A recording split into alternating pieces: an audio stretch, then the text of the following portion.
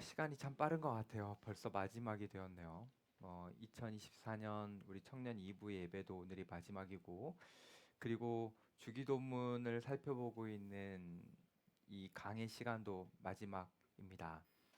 마지막이라는 것은 어떻게 보면 참 아쉬움을 많이 남기는데, 오늘 많이 아쉬움이 남겨지는 이 오늘이라는 이 시간 속에서 우리가 예수님이 가르쳐 주신 우리를 위한 간구 세 번째, 무엇인지 아시죠, 여러분?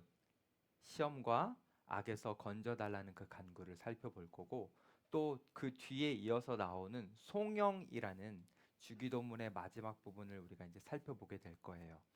이것을 지금 우리가 함께 살펴봄을 통해서 마지막에 주어지는 그 주님께서 주시는 은혜를 우리가 같이 누려봤으면 좋겠습니다. 여러분, 일단 시험 들었다, 이런 표현 혹시 들어보셨습니까? 교회 생활 하다 보면은 누군가 시험 들었다, 이런 표현을 가끔 써요.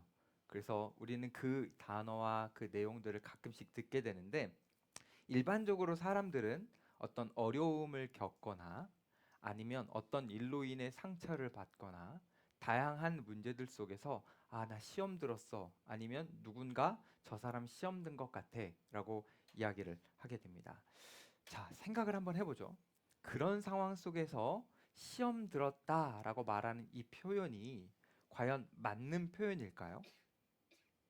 성경에서 말하는 시험에 든다라는 것은 무엇일까요? 이것을 확인해 보기 위해서 일단 우리가 시험이 무엇인지를 한번 생각해 보려고 합니다. 시험은, 성경에서 말하는 그 시험은 그 안에 두 가지 의미를 담고 있습니다. 첫 번째는 긍정적 의미인데, 하나님께서 우리의 믿음을 입증하도록 주시는 테스트, 그게 첫 번째 시험의 의미고요. 두 번째는 부정적 의미인데, 사탄이 우리를 죄에 빠뜨리려고 하는 유혹, 그게 두 번째 의미입니다. 그러니까 시험에는 두 가지가 있는데 테스트와 유혹이 있는 겁니다. 테스트와 유혹. 그래서 우리에게 시험이 주어진다라고 했을 때 그 시험 안에는 테스트가 있을 수도 있고 때로는 유혹도 있을 수 있는데, 사실 대부분은 한 시험 안에 테스트와 유혹이 같이 들어 있습니다. 제가 예를 들어서 한번 설명해 볼게요. 예수님께서 공생의 기간에 시험을 받으십니다. 여러분들이 잘 아는 말씀일 거예요. 광야에 가셔서 그곳에서 시험을 받으시는데, 그때 내용을 보면 사탄이 예수님을 죄에 빠뜨리려고 유혹합니다. 근데 그 유혹받는 그 광야를 성경을 읽어보면 성령께서 예수님을 인도하여 가셨다라고 표현을 합니다. 그러니까 광야에서 같은 시간에 이루어지는 이 하나의 시험 속에 사탄은 예수님을 유혹해서 메시아의 자격이 없음을 보여주려고 했고, 탈락시키려고 했고, 하나님은 그 같은 시간에 예수님이 메시아임을 입증하시려고 테스트를 하신 겁니다. 그러니까 예수님은 광야라는 그 같은 한순간 속에서 테스트와 유혹, 이 두 가지의 시험을 받으셨는데, 여러분들이 아시다시피 예수님은 사탄의 유혹은 잘 이기시고, 그리고 하나님이 주시는 메시아를 입증할 수 있는 그 테스트는 잘 통과하셔서, 여러분들이 아시다시피 예수님은 정말 메시아구나라는 것을 그 시험을 통해서 확증해 주셨습니다. 자, 이제 우리는 이런 내용들을 통해서 시험에 든다, 이게 무슨 의미인지를 이해할 수 있게 됩니다.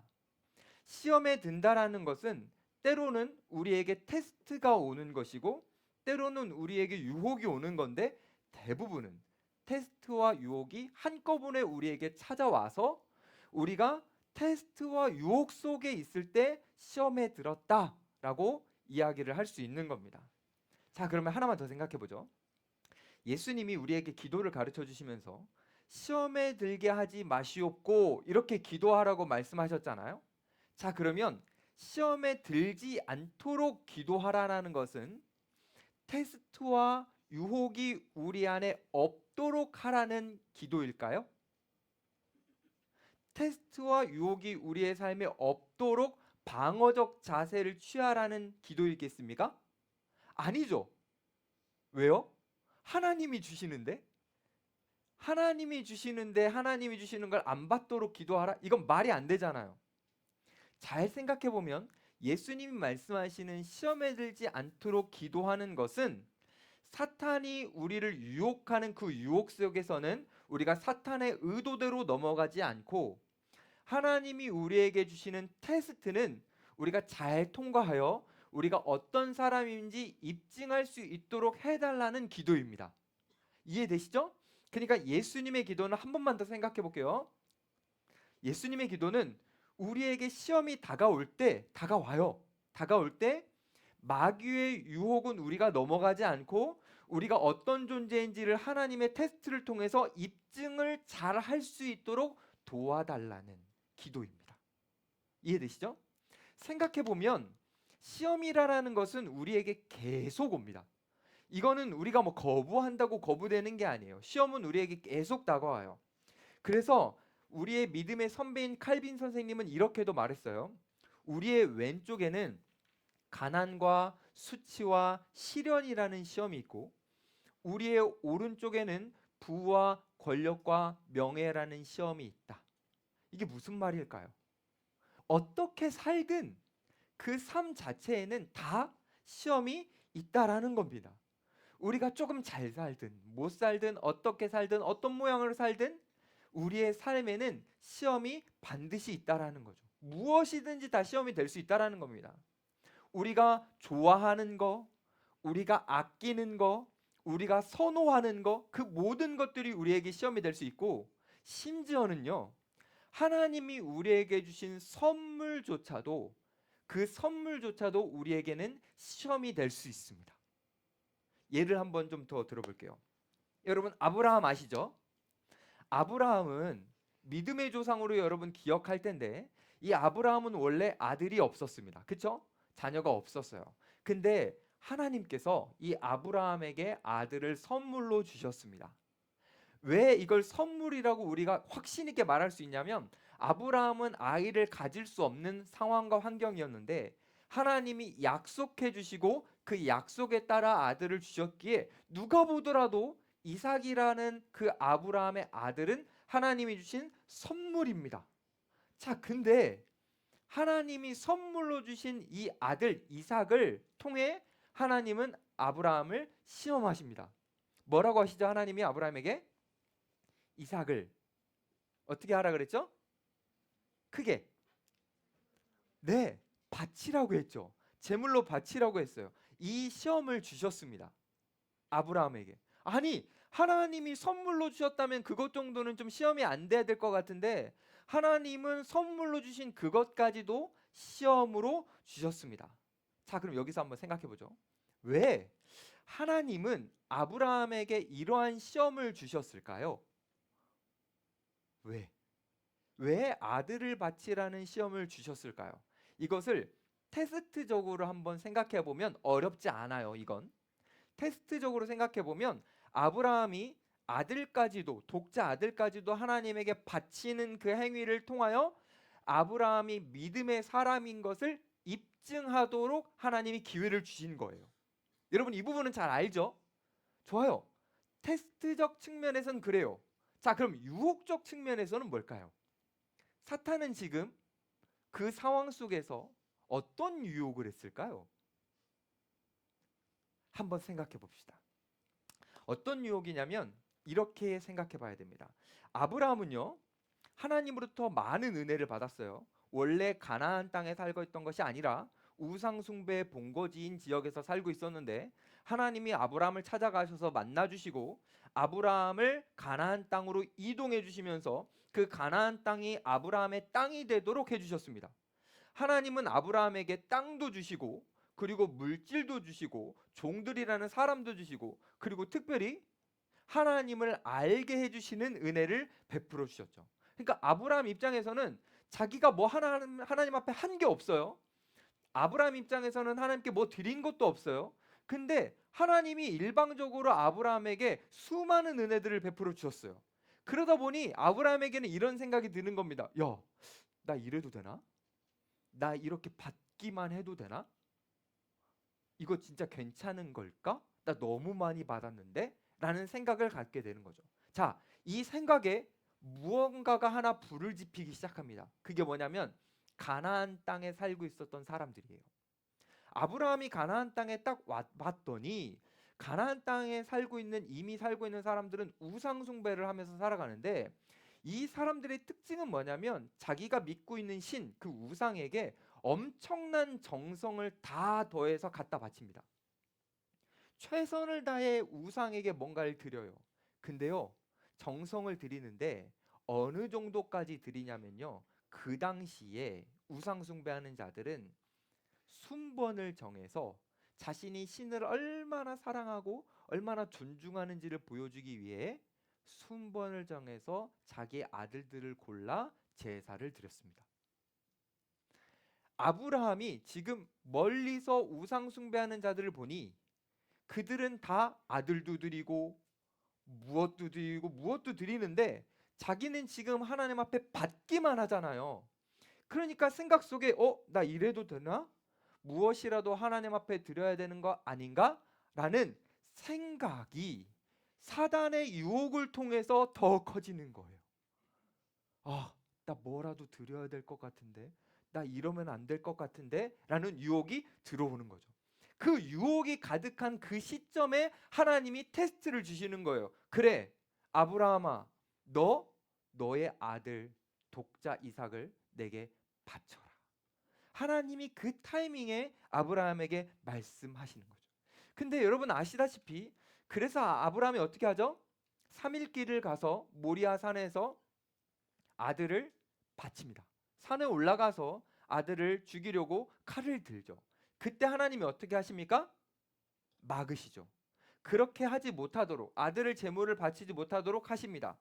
그런 다음에 하나님이 어떻게 하시냐면 하나님이 직접 준비하신 양을 발견하게 하셔서 그 양을 대신해서 아브라함에게 제물로 바치도록 하십니다.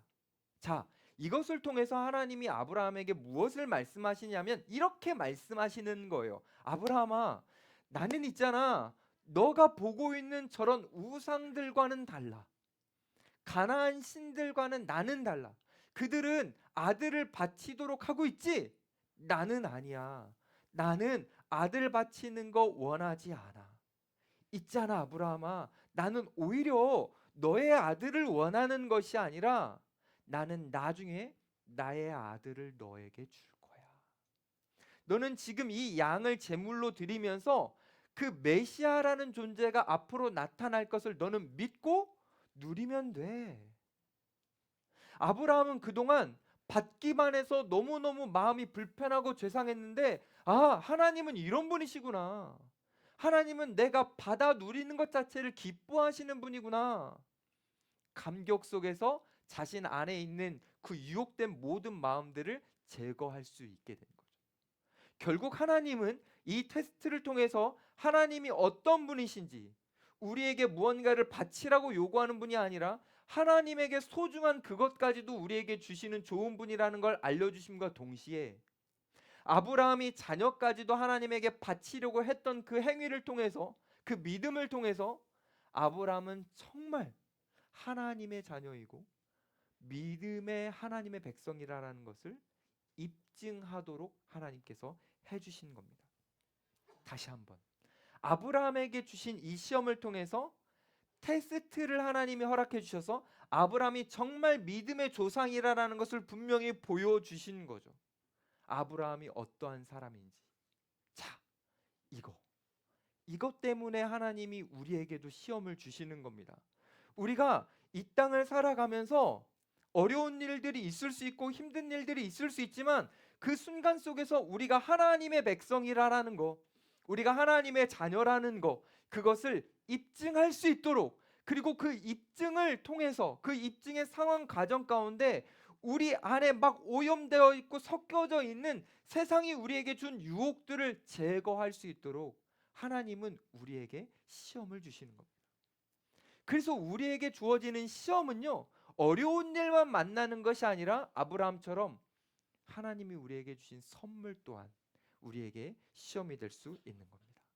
그러니 모든 것이 시험이 될 수 있다면 우리는 깨어서 기도해야 되는 거예요. 주님, 내가 시험에 들지 않도록 도와주십시오. 사단의 의도대로 넘어가지 않고 하나님의 테스트를 통과할 수 있도록 도와주십시오. 우리는 당연히 기도해야 되는 거예요. 근데 너무나 많은 이들이 기도하지 않아요. 왠 줄 알아요?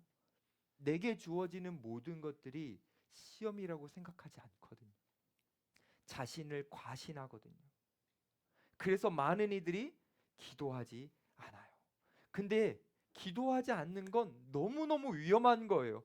내 모든 것들이 시험이 될 수 있다는 걸 인식하지 않는 건 정말 위험한 거예요. 그러니 여러분, 자기 자신을 과신하지 마시고 하나님 앞에 예수님이 가르쳐 주신 대로 기도하셨으면 좋겠습니다. 저는 신앙생활을 해오면서 신앙인들 중에 기도하지 않다가 신앙이 한 번에 무너지는 사람들을 정말 많이 봤어요. 청년들 중에도 한때는 열심히 봉사하고 섬겼는데 기도하지 않다가 한 번에 그 신앙을 완전히 잃어버리는 청년들도 많이 봤습니다. 그 청년들의 특징은 내가 너무 열심히 하다 보니 라고 말하는데 사실 정말 들여다보면 기도하지 않았기 때문이에요. 내 모든 것들이 시험이 될 수 있고 내가 지금 하고 있는 모든 헌신과 봉사까지도 시험이 될 수 있는데 그것이 시험이라는 것을 인식하지 않고 기도하지 않아서 한 번에 무너지는 것들을 너무 많이 봤습니다. 사랑하는 여러분, 우리에게 모든 것은 시험이 될 수 있으니 우리는 시험에 들지 않도록 기도해야 됩니다. 만약에 우리가 시험에 들어 우리가 그 유혹에 넘어간다면 우리의 신앙생활은 어려워지고 심지어는 우리의 삶까지도 망가질 수 있습니다. 특별히 우리의 삶만이 아니라 우리와 영향을 주고받는 주변에 있는 사람들에게까지 우리는 악영향을 끼칠 수 있습니다. 아담이라는 한 인물이 시험에 빠져서 유혹에 넘어갔더니 그를 통해 나오는 모든 후손들이 안 좋은 영향을 받았던 것처럼 우리 또한 이것을 인식하지 못하고 시험에 빠져버리면 나는 내가 시험에 든지도 모른 채 망가지고 나와 함께하는 이들까지도 삶과 신앙이 안 좋게 망가질 수 있어요. 우리의 영향을 받아서. 그래서 우리는 정말 경각심을 가지고 우리는 피해를 주지 않으려는 조심스러운 마음을 가지고 시험에 빠지지 않기 위해 우리는 주의해야 됩니다. 시험에 빠진다라는 것은 정말 무서운 일이기 때문이에요. 물론 이 타이밍까지만 설교를 듣고 졸면 이제부터 졸면 와, 시험은 정말 무서운 거니 내가 쫄아야 되는구나, 무섭다 이렇게 생각할 수 있지만 여기서부터 잘 들어보세요. 시험은 우리가 두려워할 것은 아닙니다. 왜냐하면 여러분이 정말 좋아하는 성경 말씀이 이걸 거예요. 하나님은 우리가 감당할 수 있는 시험만 주십니다. 무슨 말이냐면 우리에게 주어진 모든 것이 시험이지만 그 모든 것은 우리가 감당할 수 있습니다. 여기에서 감당할 수 있다라는 표현은 어떤 거냐면 우리 안에 능력이 있고 재능이 있고 힘이 있어서 감당할 수 있는 개념은 아닙니다. 우리에게는 그런 게 없어요. 그런데 왜 하나님은 우리가 감당할 수 있다라고 말씀하시냐면 우리는 예수님이 가르쳐 주신 대로 기도할 수 있어서요. 우리가 시험에 들지 않도록 해달라고 기도하고 하나님 저는 연약해요, 능력을 주세요 라고 하나님 앞에 기도하면 하나님이 기도하는 우리를 긍휼히 여겨주시고 그 시험을 감당할 수 있는 힘과 능력을 주시기 때문에, 다시 말해서 우리가 능력이 많아서가 아니라 기도할 수 있기 때문에 하나님은 우리에게 감당할 수 있다라고 보시는 겁니다. 정말 주님은 우리가 기도만 하면 정말 많은 능력과 은혜들을 베풀어 주시면서 우리에게 시험들을 잘 통과할 수 있게 해주세요. 그래서요, 우리에게 주어진 그 모든 시험들을 우리가 잘 통과하면 우리는 그때 내가 정말 하나님의 자녀구나, 내가 정말 하나님 나라의 백성이구나, 내가 정말 주님을 사랑하고 주님을 순종하는 그런 주님의 제자구나. 그것이 우리의 삶을 통해 막 입증됩니다. 사랑하는 여러분, 이걸 하나님이 정말 원하세요. 그래서 우리에게 시험을 주십니다. 아브라함이 그 시험을 통해서 믿음의 사람이라는 것을 입증했던 것처럼 우리가 시험을 통해서 우리가 어떤 존재인지를 입증하기를 정말 너무너무 바라셔서 우리에게 시험을 주시되 예수님이 우리에게 부탁하시는 거예요. 너희는 이렇게 기도하라. 기도해야 된다라고 말씀하십니다. 저는 여러분들이 시험을 잘 통과하시고 이기셨으면 좋겠어요. 그리고 여러분 그거 아세요? 이미 그 시험을 잘 통과하고 이기고 계신 거예요. 어떻게 보면 2024년이라는 이 한 해도 어쩌면 우리에게는 시험이었습니다. 아마도 우리 청년들을 믿음 생활하지 못하도록 사단은 수많은 유혹을 뿌려놓고 여러분들을 공격했을 겁니다. 근데 그 많은 유혹들을 잘 버티고 이기면서 이 자리까지 모여서 이 연말에 하나님을 예배하고 있다라는 것은 이것만 보더라도 여러분들은 이 한 해라는 시험을 통과한 겁니다. 그래서 제가 여러분들에게 하나님의 마음을 담아 시험을 통과했다라는 그 의미로 한마디 하고 싶은데 들어보시겠습니까? 좋아요. 이렇게 말해보고 싶어요. 여러분, 2024년을 생각해 보니 참 별의별 일이 많더군요. 그냥 나라적으로 사회적으로도 별의별 일이 많지만 우리 한 사람 한 사람 개인적으로도 참 별의별 일이 많았는데 너무너무 수고 많으셨어요. 정말 정말 수고 많으셨어요. 영상을 보시는 분들께도 한마디 하고 싶어요. 한 해 동안 정말 수고 많으셨어요. 우리가 지금 이렇게 이 자리에 있는 거, 우리가 아까 함께 다 같이 찬양했던 거, 그 모든 것은 우리가 주어진 시험들을 잘 이기고 있다라는 입증인 것 같기도 합니다. 정말 여러분 수고 많으셨는데 우리 옆 사람에게 한마디씩만 해줘도 될까요? 수고 많았어요. 이렇게. 근데 설교가 여기서 끝나지 않고 우리의 수고는 계속돼야 됩니다. 왜냐하면 우리에게는 2024년만 있는 것이 아니라 2025년도 다가올 것이기 때문에 우리는 앞으로 계속 수고해야 됩니다. 근데요, 미안하지만 솔직히 표현하면 더 많이 수고해야 될 겁니다. 왜냐하면 우리가 예수 그리스도를 닮아가고 알아갈수록 사탄은 이것이 너무 싫어서 우리를 더욱더 괴롭히고 유혹할 것이기 때문에 어쩌면 우리가 걸어갈 그 그리스도인이라는 그 삶에는 앞으로 더 많은 악들이 우리를 에워쌀 것이기 때문에 우리가 하나님을 알고 믿고 살아가려고 노력할수록 더 많은 공격이 우리에게 다가올 것이기 때문에 우리는 앞으로도 계속해서 수고해야 됩니다. 악과 싸워내야 됩니다. 그래서 예수님이 우리에게 이렇게 말씀하셨어요. 너희는 기도해라. 이렇게 악에서 건져 주십시오. 이렇게 기도해라. 우리를 공격하는 악에서 구원되도록 예수님은 우리가 기도하기를 바라셨습니다.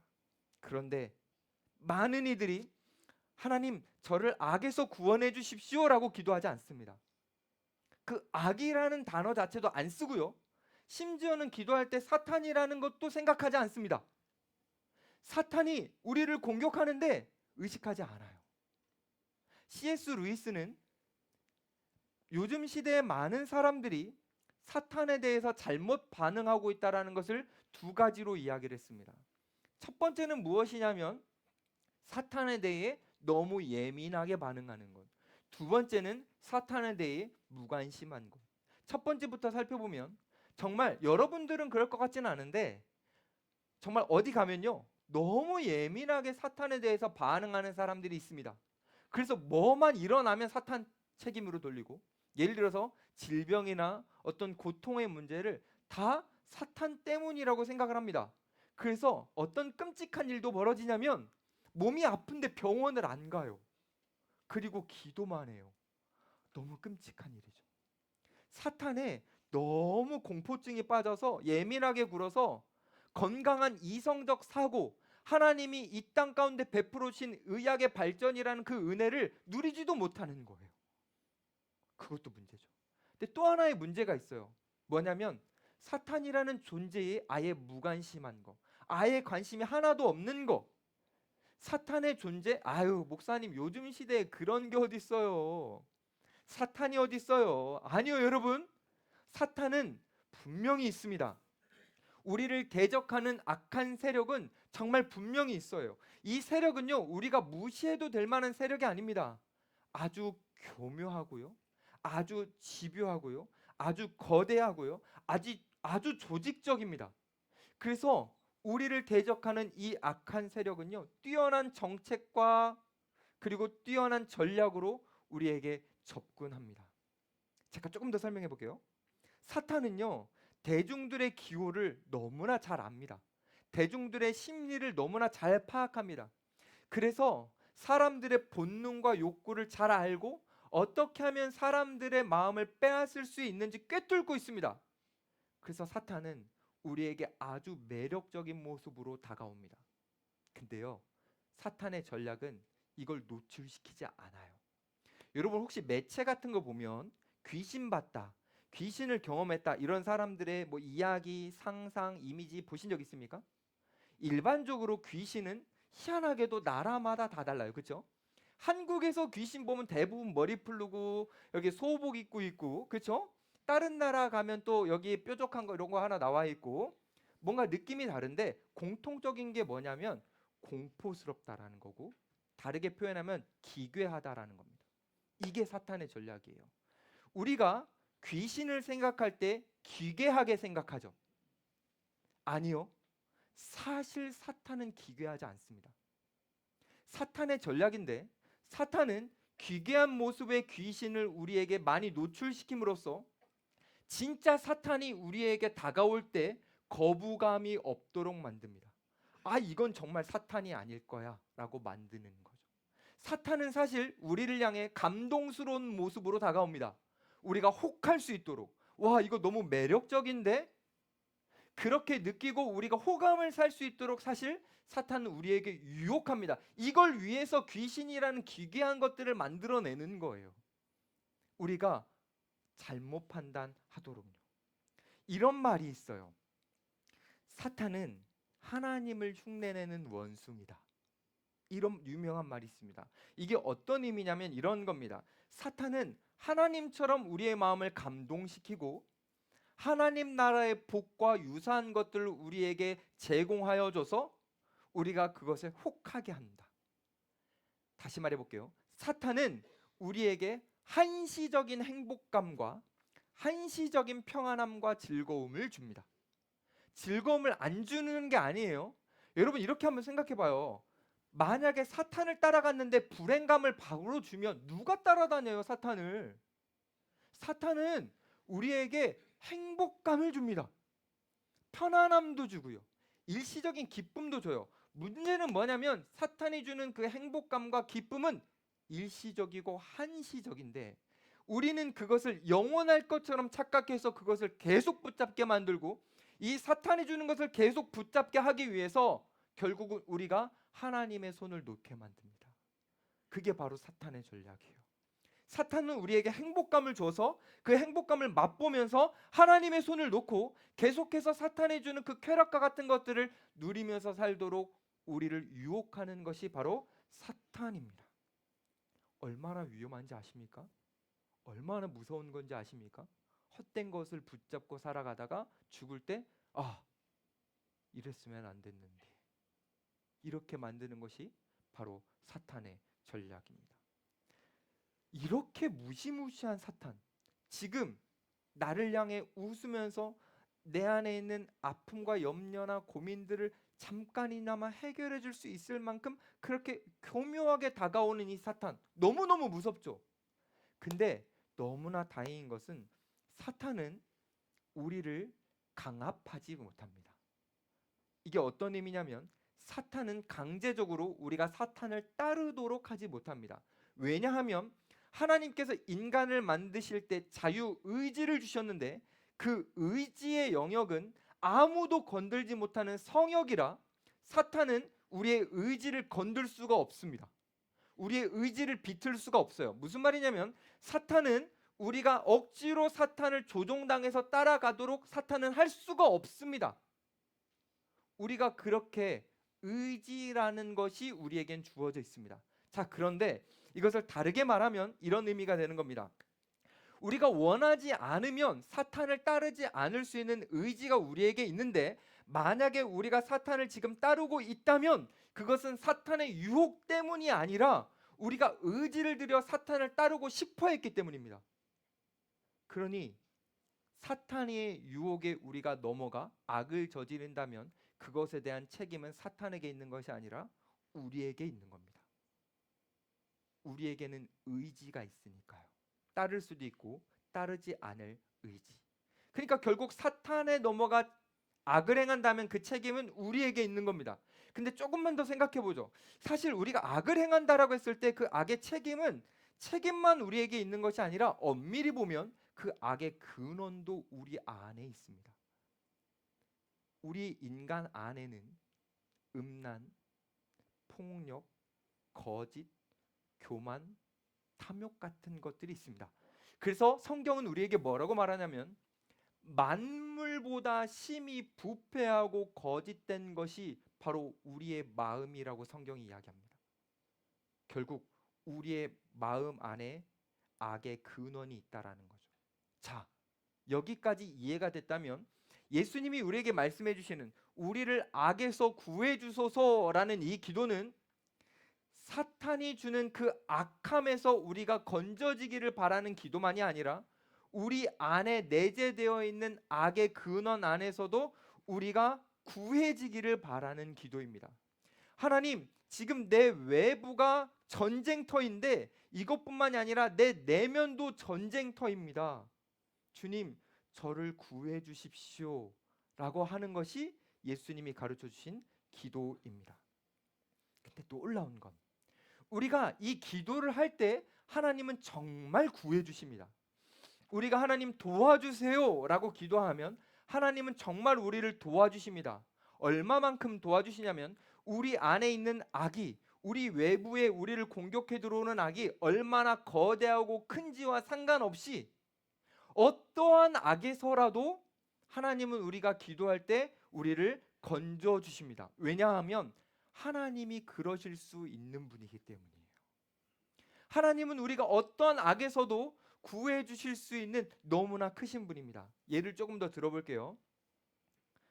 우리가 다니엘처럼 사자굴에 빠졌더라도 하나님은 그곳에서 우리를 보호하실 수 있는 분입니다. 우리가 풍랑치는 바다의 요나처럼 빠지더라도 하나님은 그곳에서도 우리를 지키실 수 있는 분입니다. 우리의 인생이 끝없이 추락하고 지금 내 신앙이 너무 다운돼서 막 막막해지고 답도 안 느껴지고 찬양해도 막 감각이 안 오는데 누가 보면 희망이 없는 것 같은데 그런 상황 속에서도 하나님은 우리를 다시 일으키시고 우리를 다시 높이실 수 있는 분이 바로 우리가 믿는 하나님입니다. 우리 앞에 거대한 적이 있더라도 도저히 내가 이 문제만큼은 해결할 수 없을 것 같은 느낌이 들더라도 다윗이 골리앗을 이긴 것처럼 우리가 기도하기만 한다면 하나님은 그 문제들, 어떠한 문제도 상관없이 우리를 이기게 해주시는 분입니다. 바로 이렇게 능력 있으신 분이 우리가 구할 때 도와주십니다.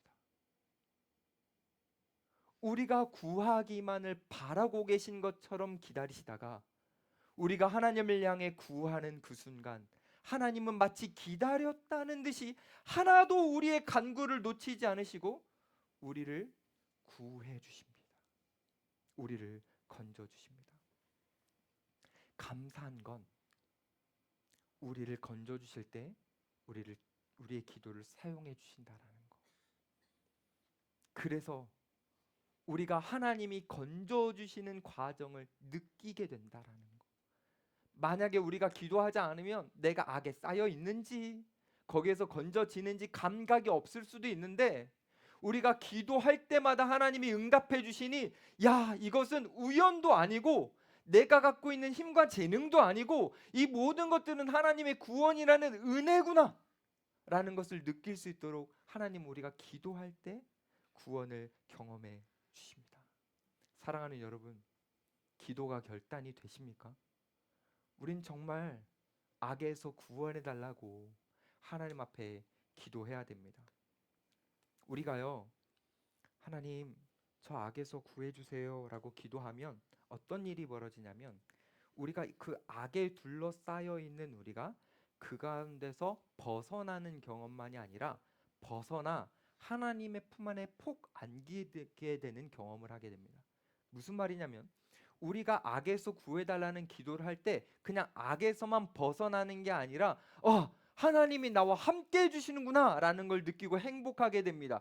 다윗이 골리앗을 이길 때 내가 적을 이겼구나, 나 강하다, 이걸 느껴서 행복한 것이 아니라 역시 하나님은 내 편이시구나, 하나님은 나와 함께 하시는구나, 지금 이 순간에도 하나님 나와 동행하시는구나, 그것을 느끼면서 행복했던 것처럼 우리가 악에서 구해달라고 기도하는 그 순간 우리는 악에서만 보호되는 것이 아니라 하나님이 나와 함께 해주시는 그 안아주시는 감격을 누리게 됩니다.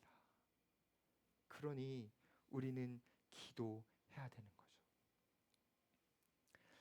예수님이 이렇게 6가지의 간구를 하도록 하셨습니다. 하나님을 위한 3가지의 간구, 그리고 우리를 위한 3가지의 간구. 이렇게 간구만 하고 기도를 끝나도록 하실 수 있는 예수님이 이렇게 기도를 끝내지 않고 한 가지를 더 하라고 하셨어요. 이것을 송영이라고 부릅니다. 잘 못 들어보셨죠? 송영. 이 송영은 여러분들이 많이 아시는 나라와 권세와 영광이 아버지께 영원히 있습니다. 아멘. 이게 바로 송영입니다. 마지막 피날레와 같은 거예요. 주기도에. 이게 왜 영광스럽고 아름답고 장엄한 피날레냐면, 우리가 주기도를 시작할 때 어떻게 시작했냐면 하나님 아버지를 찬양하는 것으로 시작했습니다. 근데 간구로 끝나지 않고 마지막에 하나님 아버지를 찬양하면서 마무리되기 때문에 굉장히 아름다운 피날레가 되는 겁니다. 자, 그냥 아름답다 정도가 아니고요, 이 송영에는 굉장한 힘이 있습니다. 어떤 힘이 있냐면 우리 인간의 관심사가 나에게서 하나님에게로 옮겨지게 하는 힘이 있습니다. 일반적으로 사람들은 어떻게 기도하냐면, 여러분 궁금하면 여러분 언젠가 그냥 무의식적으로 녹음기 한번 틀어놓고 그냥 기도하고 나중에 한번 녹음기 꺼보세요. 어떤 기도하나? 사람들은 어떤 기도를 하냐면 나를 위한 기도를 합니다. 하나님 저 이래요. 하나님 저 이거 필요해요. 나 이거 원해요. 사람들은 다 자기 자신에게 관심을 가지면서 기도를 합니다. 그러다 보면 어떤 일이 일어나냐면 나에게 관심을 갖다 보면 내가 보여요. 뭐가 보이는 줄 아세요? 사람들과 비교해 봤을 때 부족한다. 세상 것을 많이 갖고 있지 못한 내가 보입니다. 그러면 기도 마무리가 어떻게 되는 줄 아십니까? 불만족스러워져요. 나는 왜 이렇게 별것 없어? 근데요, 송영으로 마무리하는 건 다릅니다. 송영은 나로 관심 갖고 기도하는 것이 아니라 하나님에게 관심 갖고 하나님으로 마무리하게 합니다. 그래서 어떻게 마무리합니까? 이렇게 마무리하는 거잖아요. 하나님, 하나님에게 나라와 권세와 영광이 있습니다. 이것을 고백하면서 느끼는 거예요. 하나님에게 나라와 권세와 영광이 있구나. 근데 그 하나님이 내 아버지구나. 우와, 이거 너무 감격스럽네. 만족스럽게 기도가 끝나게 됩니다. 그래서 우리의 기도가 불만족스럽게 기도가 끝날 수 있지만 우리의 기도가 하나님을 묵상하고 하나님을 생각하게 되면서 만족스럽게 기도가 끝날 수 있도록 도와주는 것이 바로 송영입니다. 우리는 그래서 송영으로 기도를 마무리해야 되는 거죠. 조금 더 말씀드려볼게요. 우리가 나를 생각해 보면 자꾸 소유를 비교하게 됩니다. 내가 쟤보다는 좀 덜 예쁜 것 같고, 내가 쟤보다는 좀 뭔가 집이 가난한 것 같고, 내가 쟤보다는 이거 좀 스펙이 좀 적은 것 같고, 나에게 관심을 가질 때 우리는 소유의 자금을 분명하게 느낍니다. 왜냐하면 우리는 자꾸 많이 가진 사람과만 비교해서 그래요. 근데 우리가 소유는 부족할지 몰라도 하나님에 대해서 묵상하면서 기도를 마무리하면 그 하나님으로 인해, 우리가 자녀라는 것으로 인해 우리는 부요함을 느끼게 됩니다. 소유는 부족할지 몰라도 우리의 존재 자체가 부유함을 느끼게 되면서 행복하게 기도를 마무리할 수 있어요. 그래서 기도가 끝난 이후에 우리는 일상을 살아가는데 우리는 힘있게 행복하게 그 일상을 시작할 수 있습니다. 이것을 위해 잊지 말아야 할 단어가 있어요. 그게 뭐냐면 왜냐하면이라는 의미를 가진 대개입니다. 요즘 철이죠? 아직 좀 남았나요? 미안해요. 그 대개가 아닙니다. 아이죠, 아이. 원래 개역 한글이라는 예전 버전의 성경에는 기록돼 있었어요. 그래서 대개 나라와 권세와 영광이 이렇게 기록됐어요. 그렇죠? 근데 지금 개역 개정으로 바뀌면서 대개가 빠졌습니다. 너무너무 아쉬워요. 대개는 어떤 의미냐면 왜냐하면이에요. 여러분들만큼은 이것을 잊지 않았으면 좋겠어요. 그래서 원래 주기도문은 이런 의미입니다.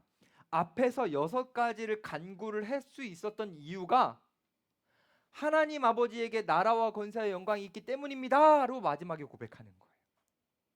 앞에 이렇게 간구를 주님 앞에 드릴 수 있었던 이유가 모든 것이 하나님의 것이기 때문입니다. 이렇게 고백하는 거예요. 그래서 이 대개가 정말 정말 중요합니다. 요거를 여러분들이 조금만 더 쉽게 이해할 수 있도록 제가 주기도를 이렇게 다르게 한번 풀어서 고백해 볼게요. 이런 거요. 하나님 아버지, 제 눈에는 세상의 모든 걸 다 가진 것처럼 보입니다. 저는 하나도 없고 세상의 모든 걸 다 가진 것 같아요. 하나님, 그래서 제가 일용할 양식이 부족할 때, 내가 죄에 빠졌을 때, 내가 시험 가운데 있을 때 세상이 나를 망가뜨릴 것처럼 보입니다. 내가 루저가 되는 것처럼 보입니다. 내가 이렇게 사면 안 될 것처럼 내 감정이 동요됩니다. 하지만 하나님 그렇지 않습니다. 왜냐하면 하나님에게 나라와 권세와 영광이 있기 때문입니다. 그래서 저는 괜찮습니다. 이렇게 고백하는 것이 바로 송영입니다. 특별히 이 송영의 마지막 부분에 아멘을 넣죠. 여러분, 아멘이 무슨 뜻입니까? 아멘. 여기 아멘 잘하는 분 어디 앉아 있어요? 안 보이네. 승훈 형제 어디지? 아멘 맨날 이러더라고. 많이 힘이 됐어요. 이 아멘은 어떤 의미냐면 네 그렇습니다. 그렇게 믿습니다. 진실로 믿습니다. 라고 고백하는 거죠. 이 아멘에 엄청난 힘이 있어요. 이거 알려드릴까요? 주기도가 이렇게 막 피날레까지 와가지고 클라이막스를 가가지고 송영 딱 갔다가 아멘이라고 하는 순간 그 아멘에 우리의 믿음을 거기에 담는 거거든요. 정말 그렇게 믿습니다 라는 고백이기 때문에 아멘이라고 말하는 순간 주기도라는 기도는 끝나지만 끝나지 않습니다. 왜 끝나지 않느냐면 아멘이라고 우리의 믿음을 고백하는 순간 그 믿음을 기뻐하시는 하나님께서 우리가 간구한 모든 것들을 우리의 삶에서 역사하시기 때문입니다. 그래서 우리는 아멘으로 기도를 끝내지만 사실은 끝나는 게 아니에요. 그때부터 하나님의 일하심이 시작입니다. 우리가 간구했던 그 모든 것들을 하나님은 우리의 삶 속에서 일하실 겁니다. 하나님의 나라와 권세와 영광이 우리의 삶에 이루어지도록 하나님이 일하십니다. 그래서 주기도는 아멘으로 끝나지만 끝나는 게 아닙니다. 그때 진짜 시작하는 겁니다. 나는 끝나지만 주님이 시작하시는 것이 바로 이 아멘입니다. 사실 기도라는 거 너무 많은 사람들이 합니다. 그리스도인들만 하는 게 아니고 수많은 사람들이 합니다. 오늘도 제가 뉴스를 보니까 너무 끔찍한 소식을 들었어요. 너무너무 끔찍해요. 왜 자꾸 우리에게 이런 일이 일어나는지.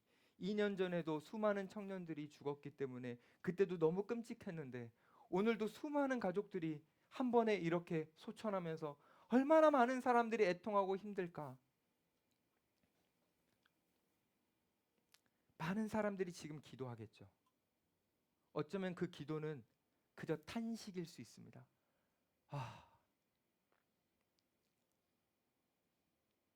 인간의 그 어쩔 수 없는 몸부림과 같은 탄식이요.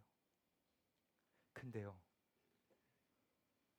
우리가 하는 주기도, 이 기도는 단순히 인간이 그 힘든 고통과 절망을 표출해내는 탄식으로 끝나지 않습니다. 왜냐하면 우리는 아멘 했기 때문입니다. 우리의 탄식으로 우리의 기도가 끝나지 않도록 주님이 우리 위에 역사해 주시기 때문에 우리에게는 변화와 성숙과 기쁨이 주어지게 됩니다. 이것을 위해 예수님께서 우리에게 이 땅에 오셨죠.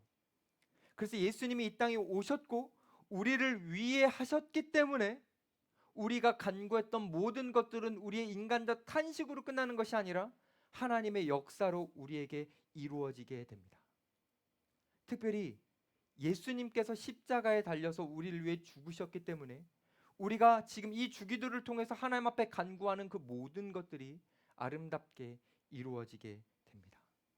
어떻게 되냐면 우리가 맨 처음에 무엇을 고백했죠? 하나님, 일용할 양식을 주십시오. 네, 정말 예수님은 우리에게 생명의 떡이 되어주셔서 그 예수님을 먹으면 영원히 배고프지 않는 우리를 향한 양식이 되어주셨습니다. 우리는 죄사함을 구하고 악에서 건져주기를 구하고 시험에 빠지지 않도록 우리가 구했는데 우리를 위해 예수님께서 십자가에서 죽으셨기 때문에 그 모든 것들을 한 번에 다 이루셨습니다. 어떻게 이루셨냐면 우리가 전능하신 하나님, 그 나라와 권세와 영광이 그분의 것인 그 하나님을 아버지라고 부를 수 있게 해주셨거든요. 그래서 우리는 하나님을 아버지라고 불러서 하나님의 자녀답게 이 땅 가운데 나라와 권세와 영광을 누리게 되는 겁니다.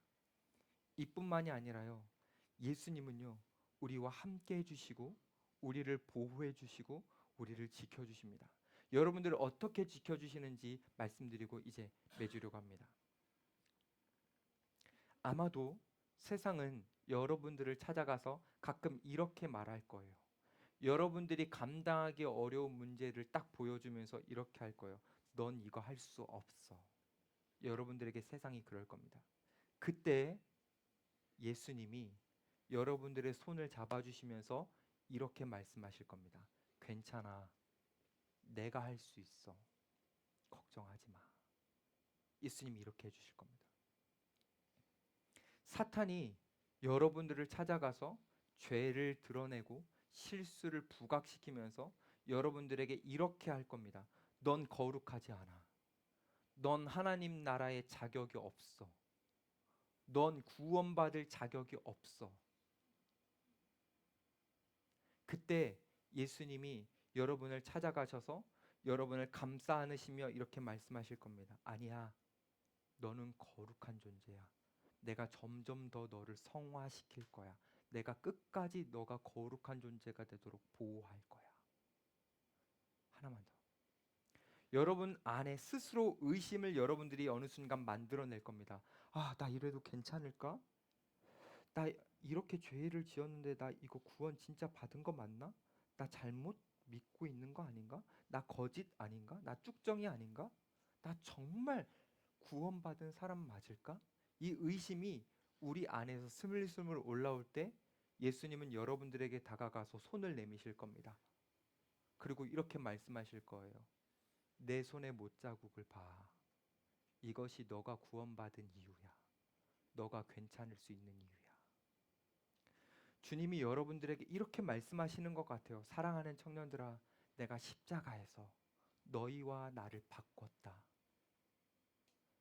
내가 십자가에서 너희의 더러움과 나의 정결함을 바꿨다. 내가 십자가에서 너희의 초라함과 나의 아름다움을 바꿨다. 내가 십자가에서 너희의 추함과 나의 정결함을 바꿨다. 정말 그 주님이 이 십자가에서 우리와 바꾸셨어요. 주님이. 그러면서 이렇게 말씀하십니다. 그러니 너희들은 하나님의 자녀답게 나라와 권세와 영광을 누리며 당당하게 살아가라. 사랑하는 여러분, 주님이 십자가를 지신 건요, 그 십자가에서 우리의 암울한 삶을 끝내시고 우리의 찬란한 삶을 시작하시도록 하셨습니다. 그래서요, 우리가 그 예수님과 함께 할 때, 우리가 예수님이 가르쳐주는 그 기도를 가지고 우리가 정말 믿음을 가지고 고백한 다음에 아멘으로 우리가 할 때 하나님은 우리의 삶을 찬란하게 바꿔 가십니다. 저는 여러분 모두가 기도를 통해서 우리의 어둠과 더러움과 추악한 모든 것들을 끝내시고 아름답고 정결하고 정말 너무너무 멋지게 우리의 인생을 찬란하게 만들어 가시는 그 주님과 함께 살아가셨으면 좋겠습니다. 이제 나를 바라보는 시선, 아, 나는 이렇게 소유가 부족해. 나는 거룩함도 부족해. 난 이것도 부족해. 난 이것도 부족해. 그 소유의 부족함에 매여 있지 마시고 여러분의 존재적 부유함이 얼마나 아름답고 고귀한지를 날마다 묵상하시면서 주님과 함께 2025년은 기쁨과 감사와 감격으로 살아가셨으면 좋겠습니다. 여러분들이 날마다 예수님이 가르쳐 주신 대로 하나님을 아버지라 불러서 그분이 주시는 존재론적 부유함을 끌어안고 행복하게 살아가는 저와 여러분들이 되기를 간절히 축복합니다.